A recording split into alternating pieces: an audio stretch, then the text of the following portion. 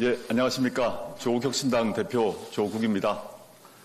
어제 단추위에서는 마스크를 썼는데 제가 음성으로 나왔기 때문에 마스크를 벗었습니다. 예. 최근 한국은행에서 내놓는 통계를 보면 암울합니다. 올 실질 국내 총생산 GDP 성장률 전망치를 2.5%에서 2.4%로 하향 조정했습니다. 가계 빚은 계속 늘어 역대 최고치를 기록 중입니다. 올 4월부터 6월까지 2분기 가계 신용 잔액은 1,896조 2천억 원을 기록했습니다. 가계 신용 잔액은 금융권 전체 가계 대출과 카드사, 백화점 등 판매 신용을 더한 액수입니다. 통계를 잡기 시작한 2002년 4분기 이래 가장 큰 규모입니다. 1분기 말 대비 13조 8천억 원이 늘었습니다. 가계빚은 지난해 2분기 이후 계속 늘다가 올 1분기에 3조 1천억 원 줄었습니다. 그러다가 한 분기 만에 다시 늘었습니다. 걱정입니다. 가계빚 시한 폭탄의 초침이 째깍거리고 있습니다.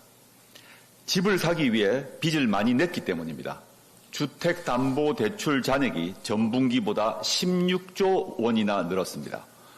900조 원대이던 주택담보대출액이 윤석열 정부 출범 후 2022년 2분기 1,002조 원이 되었습니다. 그 뒤 꾸준히 늘어 올 1분기 1,076조 7천억 원, 2분기 1,092조 7천억 원이 됐습니다. 빚을 져서라도 집을 사는 이유가 있습니다. 윤석열 정부는 출범 이후부터 부동산 정책을 부동산 경기 부양에 맞췄습니다. 시중금리를 낮추도록 은행을 압박했습니다. 정책 자금도 대거 공급했습니다. 특례 보금자리 대출, 신생아 특례 대출 등입니다. 종합부동산세를 없애겠다고 노래를 불렀습니다. 총부채 원리금 상환 비율, 즉 DSR 산정 때 가산금리를 부과해서 대출 한도를 줄이는 스트레스 DSR 금리 규제를 2달 연기했습니다. 정부가 집사라고 국민 등을 떠미는 꼴입니다. 그 결과 집값은 오르고 거래량은 늘었습니다. 내수부진 등을 이유로 금리 인하 요인이 있습니다. 그런데 한국은행은 기준금리를 연 3.50%로 동결했습니다.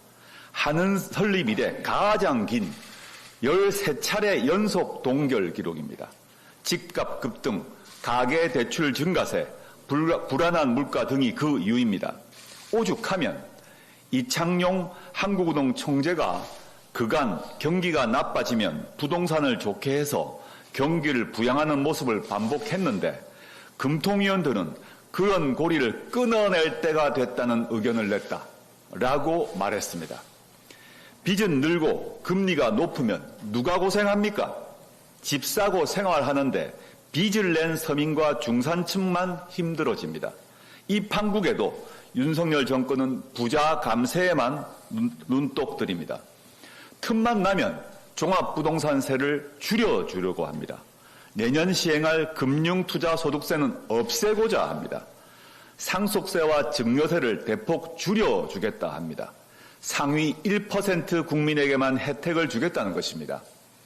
정부가 돌봐야 할 국민은 자손들에게 큰 돈을 물려줄 부자, 주머니가 넉넉하다 못해 넘쳐나는 사람들이 아닙니다. 뼈 빠지게 일해서 받은 월급에서 대출금을 갚으면 외식은커녕 자녀 학원비를 걱정해야 하는 서민들입니다. 월급 주고 월세 내면 몇 푼 안 남는 소상공인들입니다. 요즘 서민들은 코로나 시국보다 어렵다고 아우성입니다.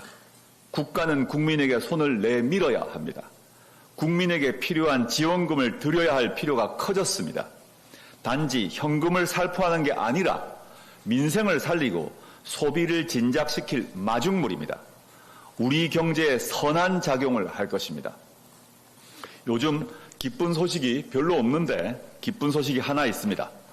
일본 전국 고교 야구 선수권 대회, 즉 고시행은 꿈의 무대로 불립니다. 제1한국계 민족학교인 교토 국제고가 그곳 결승전에 진출했습니다. 이미 역대 최고 성적을 기록했습니다.